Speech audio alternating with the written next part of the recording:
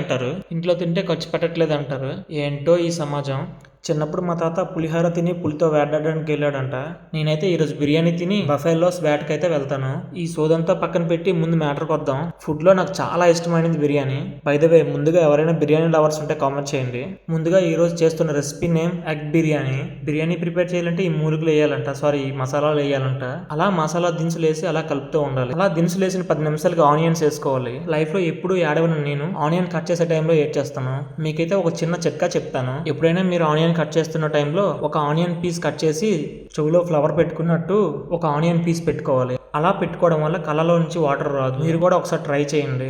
Video గురించి చెప్పకుండా video ఏంటో సోది చెప్తానని అనుకుంటున్నారా? వీడియో చూస్తుంటేనే రెసిపీ ఎలా తయారు చేయాలో తెలిసిపోద్దండి, అందుకని నేను చెప్పట్లేదు. ఇలా కలిపిన 5 మినిట్స్ తర్వాత పెరుగు అయితే వేసుకోవాలండి. పెరుగు వేయడం వల్ల ఎక్కువ టేస్ట్ అనేది వస్తుంది. ఇది వేరే వాళ్ళు వండారు అనుకుంటున్నారా? నేనే స్వయంగా చేశానండి.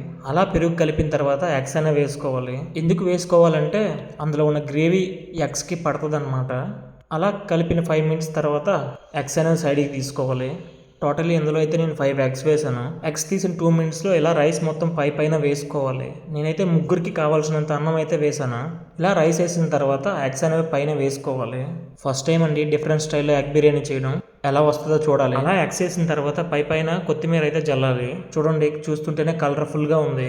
అలా జల్లిన తర్వాత గ్యాస్ నేను లో ఫ్లేమ్ లో పెట్టి కలుపుతూ ఉండాలి 5 మినిట్స్ వరకు. నాకు తెలిసి ఈ ఎగ్ బిర్యానీ రెస్టారెంట్ స్టైల్లో వస్తుంది అనుకుంటా. అలా కలుపుతుంటే స్మెల్ అయితే మామూలుగా రావట్లేదండి, చాలా టేస్టీగా ఉంటుంది అనుకుంటా. ఇలాంటి సరికొత్త రెసిపీని మీరు కూడా ఒకసారి ఇంట్లో ట్రై చేయండి. Thank you for watching.